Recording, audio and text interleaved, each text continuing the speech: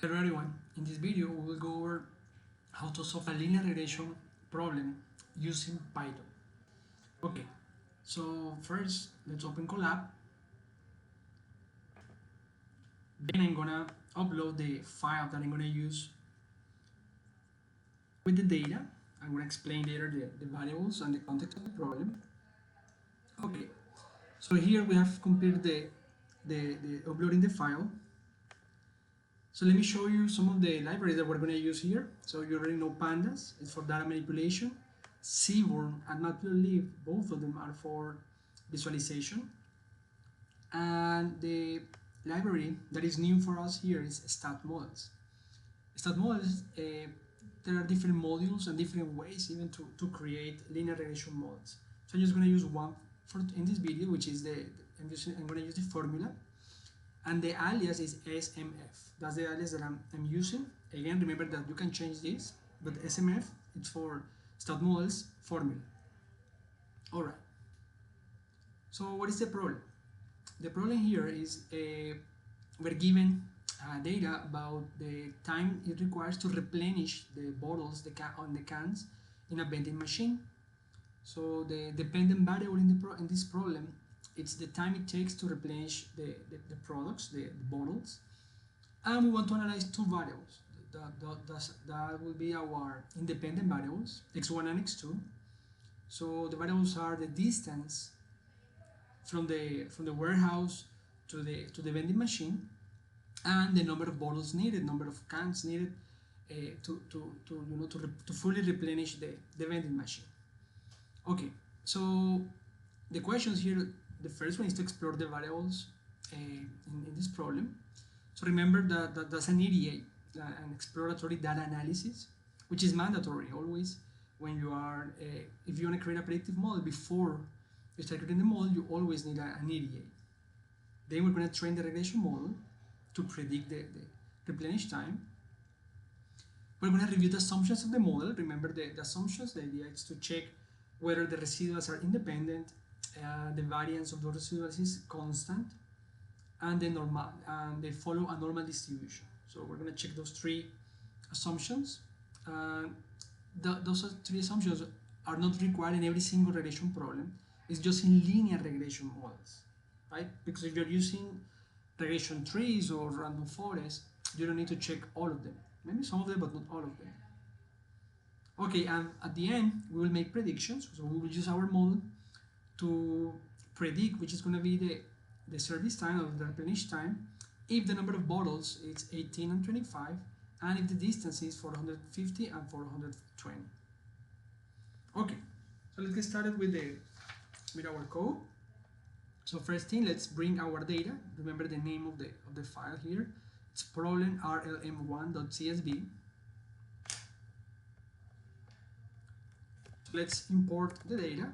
So machines, that's the name of the data frame. So let's use pandas to read the file with CSV.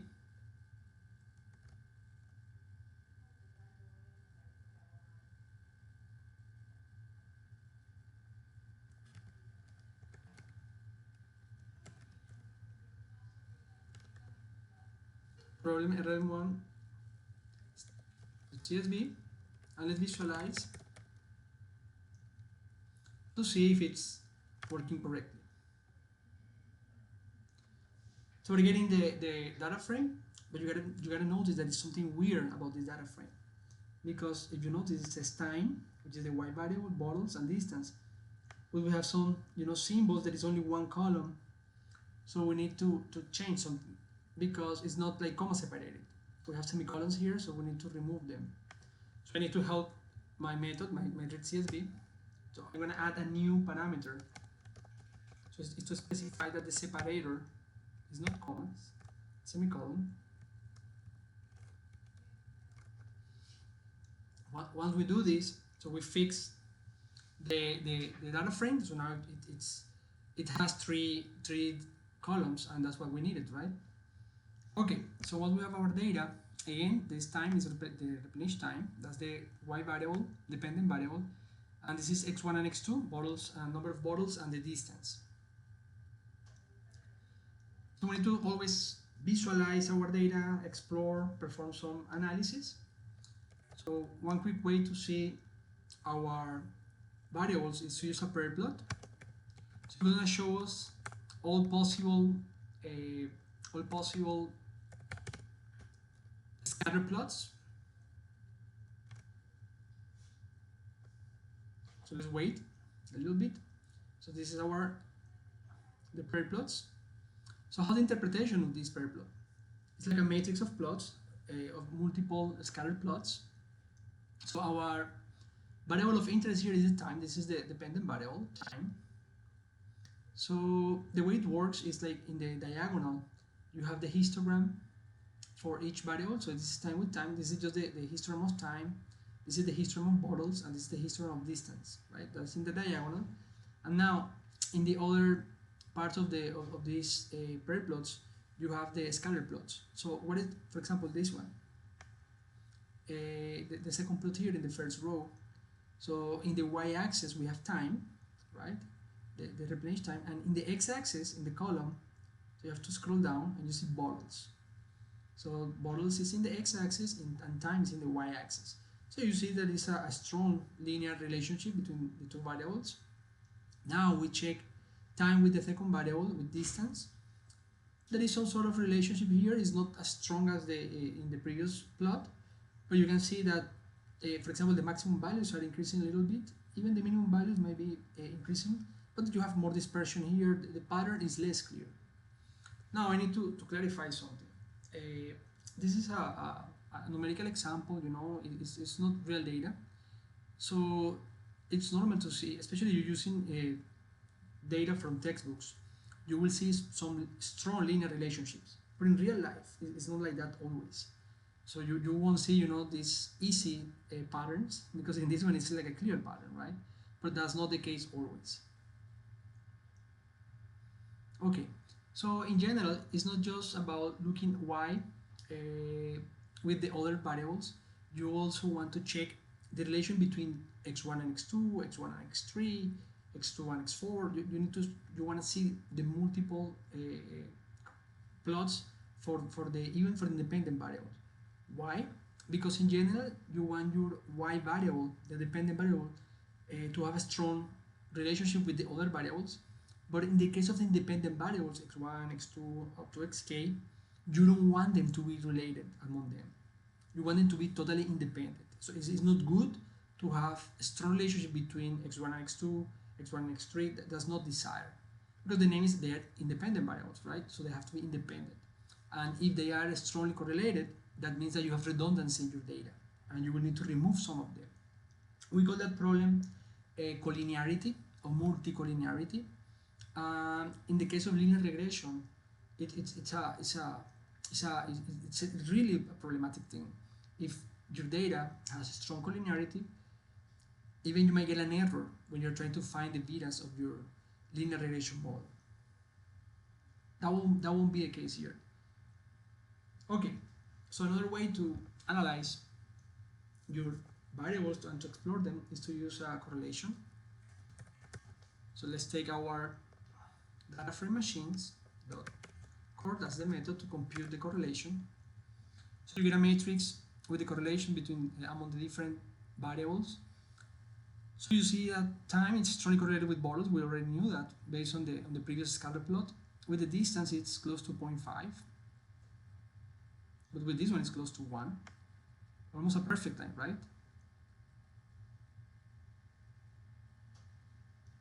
Okay.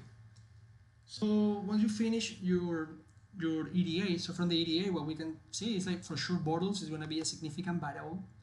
Maybe distance, but with bottles, we're like almost confident that we will see that variable in our final model. Okay, so now let's train our linear regression model. I'm going to use stat models. So let's create model 1. Using stat models, the formula, the OLS, it's for least squares method. So we introduce the formula here. using quotation marks, I'm gonna use the name of the variables here. So the y variable, remember, is time, and x1 is bottles, x2 is distance. So first, in our equation or in our formula, we type the dependent variable, the y variable. So that will be time. Then the tilde sign, the wavy line. So it means like, okay, this variable depends on the following variables. That's the interpretation of the tilde symbol here. So now let's type the x variables. The order here does not matter. So bottles plus the second variable is going to be distance. It is important that you type the names exactly as they are in the data frame. If there is an uppercase, if there is, you know, like a line, or I mean, it has to be, you need a perfect match. Otherwise, you will get an error. It won't find the variable. Okay, in this problem there are only two variables, but two independent variables, x1 and x2. But if there are more, you just keep, you know, like adding the other variables. So this is our equation. Now we need to specify where is located. You know, where are we going to find where are located those variables. So the data comes from the data frame machines, right? And let's fit. So with this line, we're training the model. We're learning. Our model is computing the betas. The beta 0, beta 1, beta 2.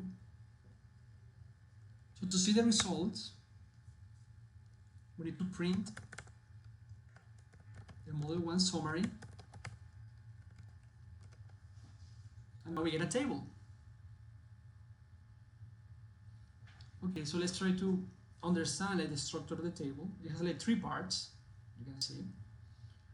So in the top part of the table, first we have some information, dependent variable, the date, number of observations, right? Now the important information, for example, here is the R-square. These are performance metrics. Remember that the R-square, we want that value to be between 0 and 1. We have also the adjusted R-square. The difference between these two is that the adjusted R-square considers the number of variables. One of the problems in linear regression is like if you keep adding more variables, the model is going to increase the performance even if the variable is not relevant in the context. So sometimes it will only increase a little bit, but in general it will increase if you keep adding more variables. Again, even if the variables are not really significant. So the adjusted R-square kind of like penalizes the model, the complexity of the model. So if you keep increasing variables but they are not relevant, then the R-square is going to decrease a little bit. The adjusted R-square is going to decrease a little bit. So it considers the complexity of the model, the number of parameters. Okay, we have the F statistic, that's for ANOVA. We will see an important concept in statistics, which is the p-value. I'm going to repeat that concept several times, especially in this table, the p-value. And we'll discuss the p-value once we get to the middle section of the table. For now, we will use R-square, adjusted R-square, to evaluate our regression model. However, let me tell you that the AIC and BIC are common metrics also, not just in regression problems, also in time series and other machine learning problems. The AIC and BIC metrics are relevant. So the AIC is Akaike information criteria. Let me type it here for you. Akaike information criterion. Akaike information criterion. And the BIC is the Bayesian. It's the Bayesian information criterion. Right, so that's AIC and BIC. In general, we want to minimize them. The problem with the AIC and BIC is like they are not like the R-square, where you have like an upper limit, because the R-square and adjusted R-square are between 0 and 1, but the AIC and BIC, they depend on the problem. They don't have like an upper limit. They can be even negative numbers. So the whole idea of this metric is like they are the sum of error, a metric of error, and also the complexity of the model. So if you decrease them, you are minimizing the error and the complexity of the model. So that's pretty much the whole idea behind the AIC and BIC. Okay, so let's check the middle section of the plot. I'm sorry, of the table. So we have the beta 0, the intercept is the constant part of the model. The coefficient is the beta value, so it's 2.3. Beta 1, which is related to bottles, is 2.74, and the distance is 0.0124. So let me show you what we're getting here. So what we're getting here, and I wanna write down the equation. So I need text here. Okay. So the model that we're getting looks like this. Here in Colab you can use LaTeX. I don't know if you have used LaTeX before, but in case you haven't, it's simple. It's just a format to type equations, to create some like text quality, like high quality text. And for the equations, it's really nice. They look really nice. Okay, so our is white hat.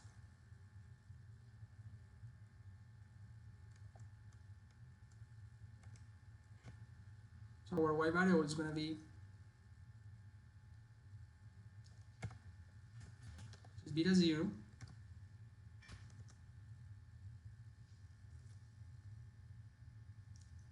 to see the result. I need to close with the dollar sign here. So in general, let me just give you some context. So if you want to type a normal equation like, let's say 5 plus 3x, it's just like that, 5 plus 3x. But there are some special signs or special symbols like beta, for example. So this is the way in which you use beta. It's just like backslash beta, and you get the beta, and then here the underline here will give you like a subscript. So in this case, the general equation is beta 0 plus beta 1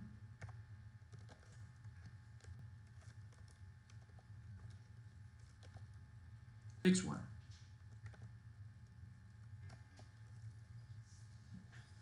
So that's the general equation plus, because here we have two variables.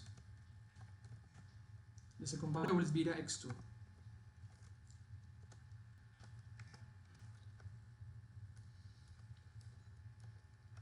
Right? But now, using our values, our numbers, the coefficients that we got from the table,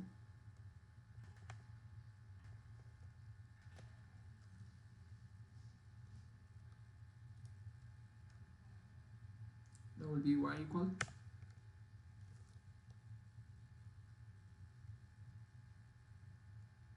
2.3, 182, that's beta 0, right here, the intercept,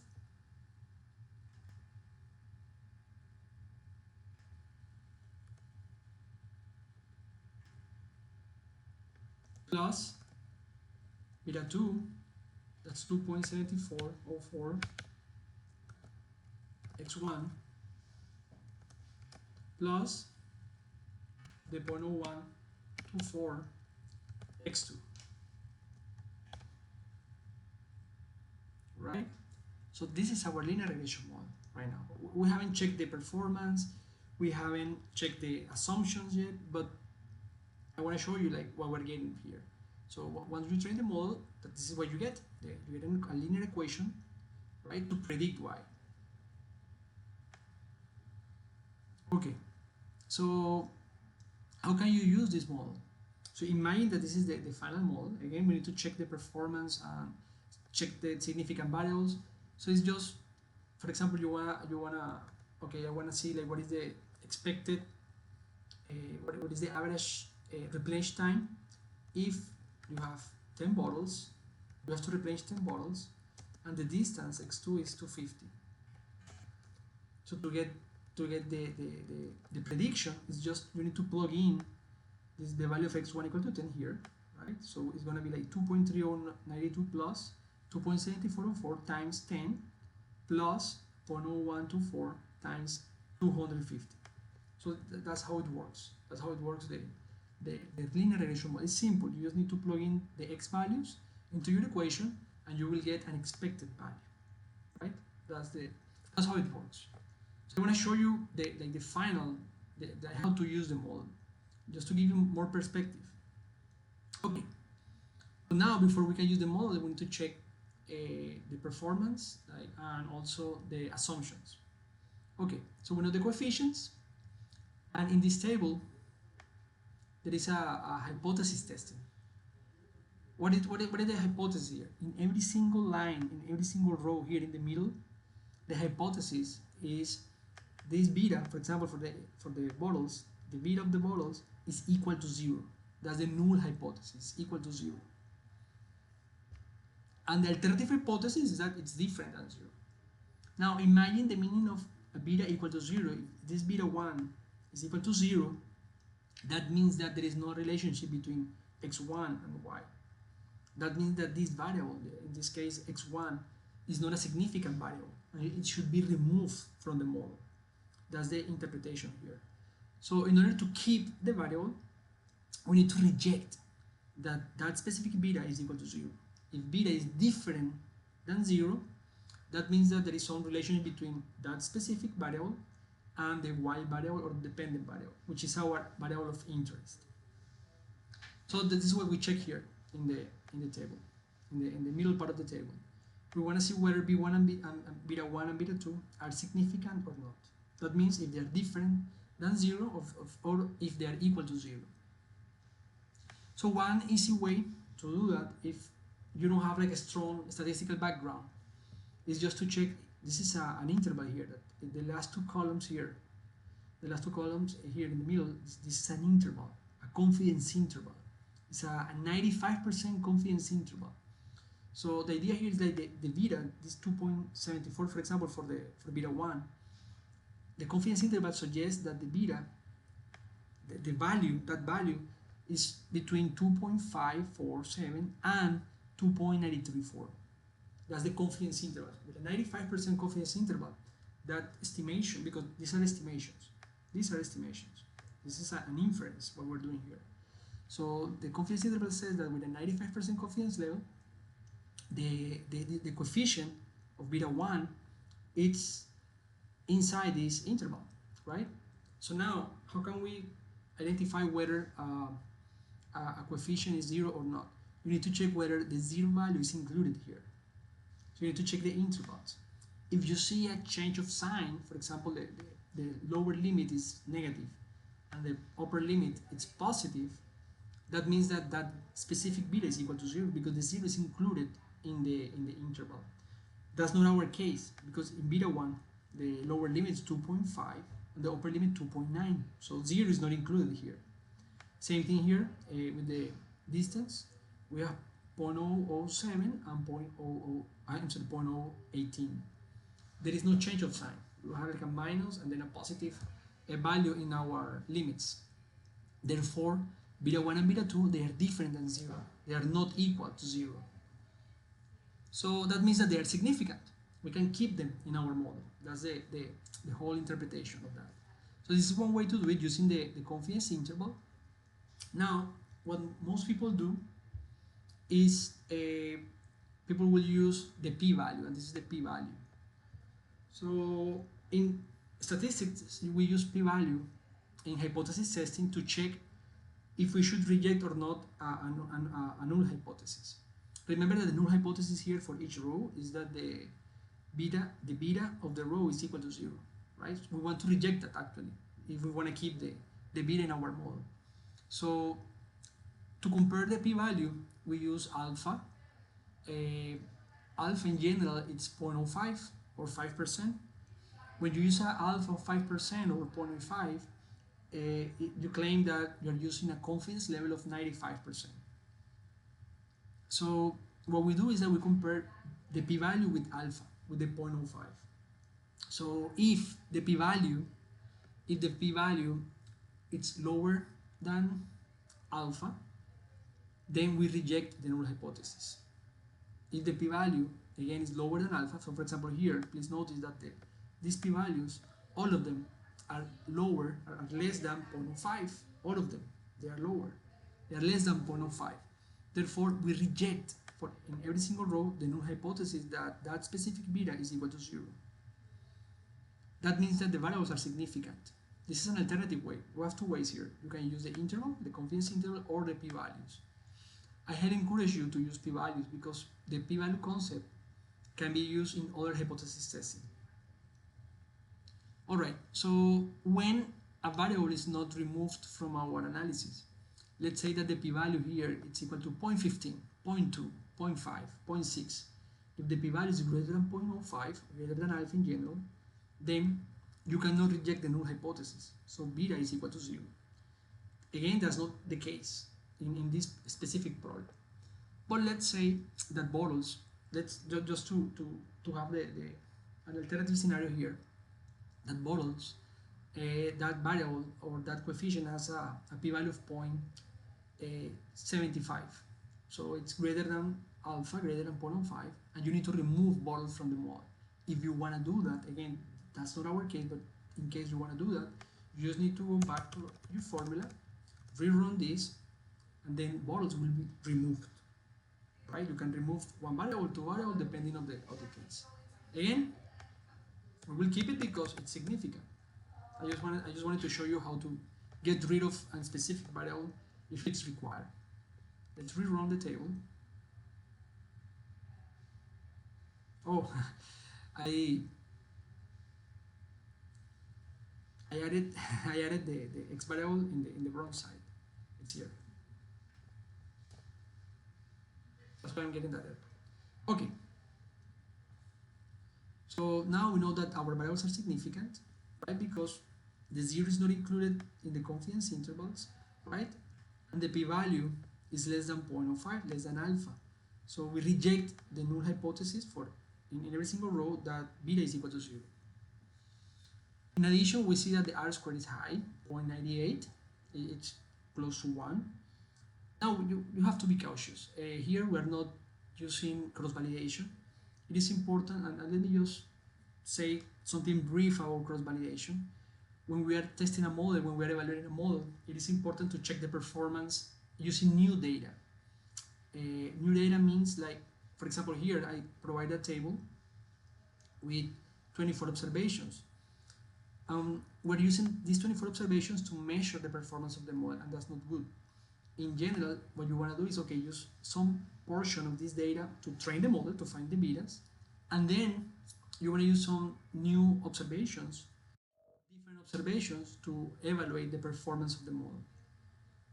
So that's what we're going to learn in the next week, to do cross-validation, like how to train the model and test it in using a different set of data, test set, that's how we call it. But again, for now, I just want to introduce the concepts of linear regression, how to use it here, but we're going to improve our analysis to be more precise and you know, like to follow more like the standard of what typically you will do as a data scientist. Alright, so the model, the performance is high for now. Our variables are significant. So we can use the model once we have checked the assumptions. So let's do that now. So there are three assumptions that we need to check. You can see two of them here in the table. So for the independence, remember you want your residuals to be independent. So let me remind you what are the residuals. With the model that we train, you can visualize the residuals.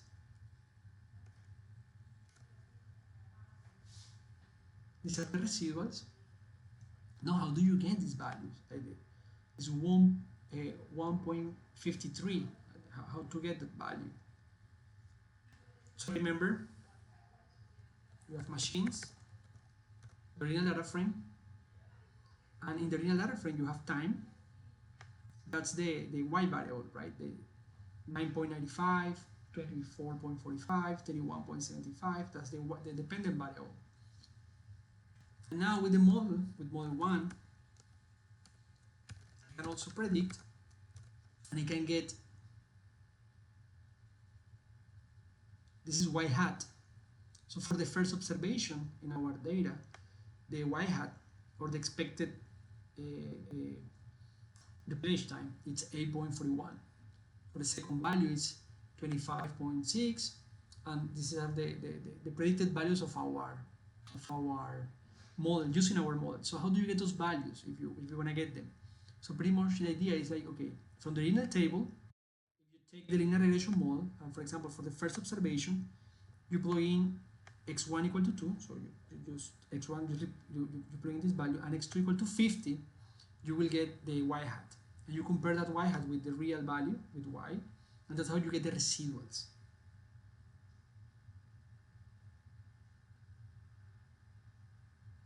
Okay, I mean, you don't need to compute them because we can get them just with the model. I need to use I need to make sure they have the same size, so I'm going to use the model one, the residuals. Okay, so once we get the residuals, we can perform the different analysis. So remember the assumptions, we want them to be independent, so we have Durbin-Watson. Durbin-Watson is a test to check whether a variable is independent or not, if it's correlated. So the theoretical value of Durbin-Watson is 2. I mean, if you have Durbin-Watson equal to 2, it's like your variable is independent. It's not, it doesn't have like correlation, autocorrelation. But now, if it's like far from value equal to 2, then you might get some autocorrelation, so your variable is not independent. So in general, the idea is like if it's between 1.5 and 2.5, the independence assumption is satisfied. So here is equal to 2.1, so it's inside the 1.5 and 2.5 interval. It's close to the value of 2. Therefore, you can claim that the independence is satisfied. So that assumption is checked. We don't have an issue with the independence of the model. Now, what if you don't satisfy one or more conditions? You cannot use the model. You cannot use the model. I mean, the linear regression model. You can use a different model, or there are some transformations that you can perform in your variables in order to be able to satisfy the conditions. You can apply some like natural logarithms to some variables, the y variable, the x variable. There is Box-Cox transformation in some cases. We're not gonna get into those details, but I want to let you know that there are options. It's not just okay, you cannot use it. No, there are some alternatives to test before moving to a different model. Okay, so this is the independence, Durbin-Watson. Now let's check normal distribution, normality. We can use here two different tests from the table. We have the Omnibus and Yarkevera. Both of them are options to analyze normality here. These statistics, the 2.98 and the 4.8 for the Omnibus, they don't say anything to me. I mean, if I just read the statistic, I don't know that. But if you see the prop here, prop Omnibus and prop JV, that's the p-value. And that p-value is important because, again, the interpretation of the p-value is always the same. If the p-value is it's less than the alpha, you reject the null hypothesis. If it's greater, then you don't reject the null hypothesis. The null hypothesis in both cases can be assumed to be that the residuals follow a normal distribution. That's the null hypothesis. In this case, we don't want to reject the null hypothesis. So in the case of Yarkevera, if you notice, it's the p-value is 0.225. So it's greater than alpha, than 0.05. So since the p-value is greater than alpha, then we do not reject the null hypothesis. So the residuals follow a normal distribution. So you can claim that. Same idea with the Omnibus. The p-value is greater than 0.05. So normality is satisfied in this case for the residuals. So we have checked two assumptions and there is only one left. In this text here, you will find what I'm just saying.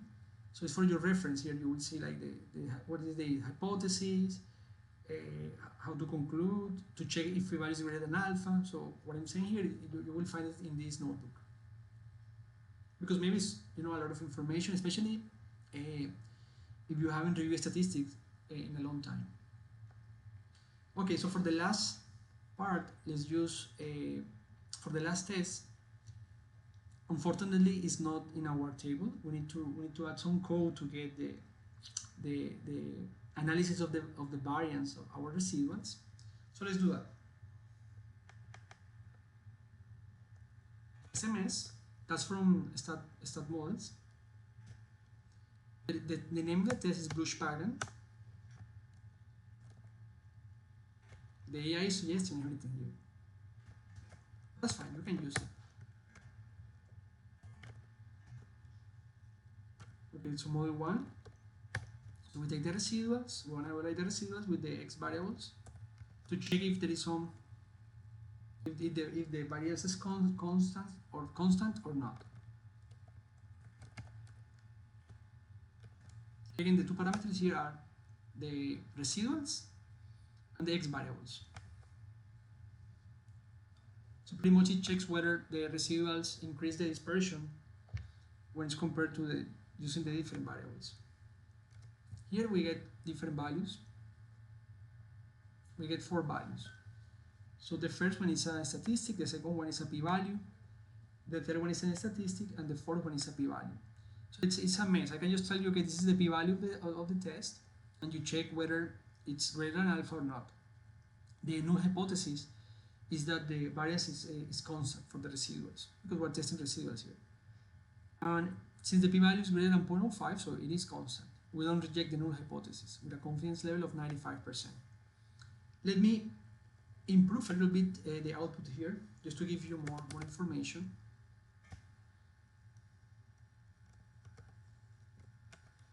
So what we get from the Bruch pattern test, we need the statistic that we use is a Lagrange multiplier.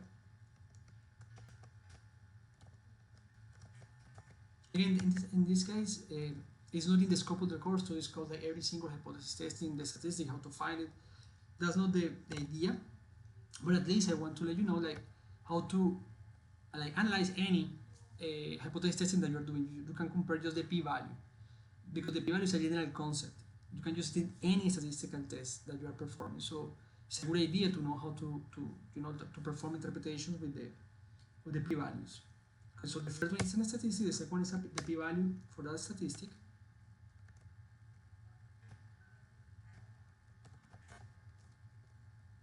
Then we have another statistic. It performs like 2 different analyses. It's an F value, it's a Fisher, and then we get the p-value for that test. It's the F p-value.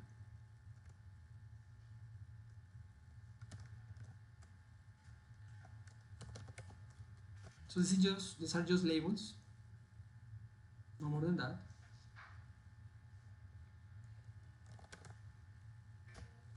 So let me store that information, and then there is a functional zip to put them together in some sort of table. So we have the name and the value, the name and the value. So you can just check any of these 2 p-values. It's 0.7, and again the null hypothesis here is that it's here. You have constant variance, your residuals have a constant variance, and the alternative hypothesis is that the variance is not constant. So in this case, since the p-value is greater than alpha, so we do not reject the null hypothesis, right? Then the condition is satisfied, so the residuals have a constant variance. So we have checked the 3 assumptions, and all of them are satisfied. The performance is good. That means that our model can be used. We can use this equation to make predictions. We can start predicting new values. So let's do that. That was one of the questions here at the end of the problem. This one. Make predictions with the number of bottles equal to 18 and 25, and the distance equal to 450 and 420. So let's do that. Using a dictionary, we can add the values. Again here, it's important to have a perfect match with the variable names. if there is a problem, if when I introduce new data, I use a slightly different number, a name, I'm sorry, for the variable in our model, Python won't be able to detect that, and you will get an error. I will show you an example later. So for bottles, the values are 18 and 25. And then for distance, remember the structure of a dictionary, it's just the key and the values, right?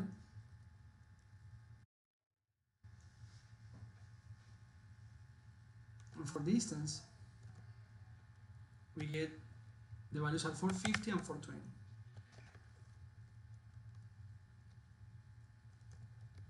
Then I'm going to create a data frame with that.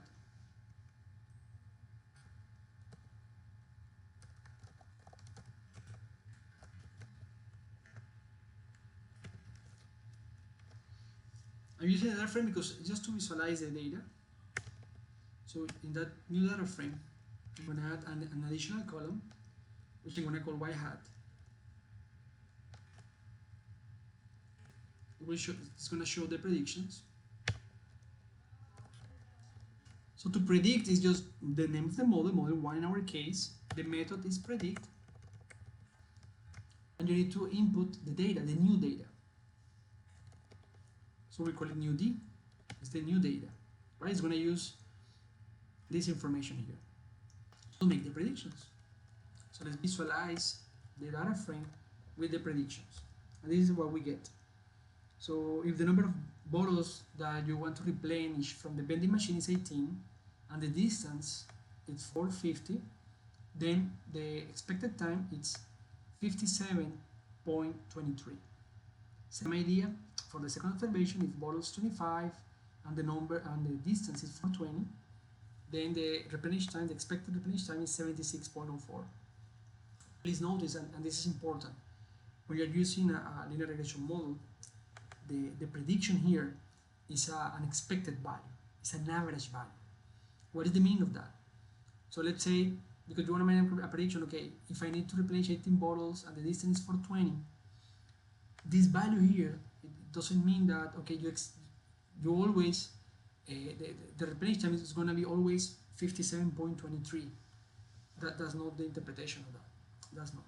It means that if the x1 is 18 and x2 is 450, in some cases the replenish time is going to be maybe greater than this, let's say 60.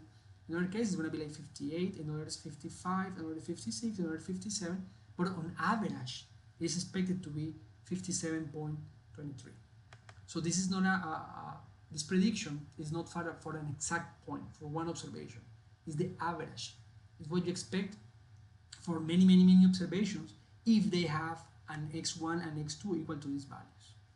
That's the way in which you need to make the interpretations. That's the output that you get from the model. That's an expected value. It's not as an estimation for one individual or one observation. Okay, I'm gonna stop the video for now. I'll see you in the next video.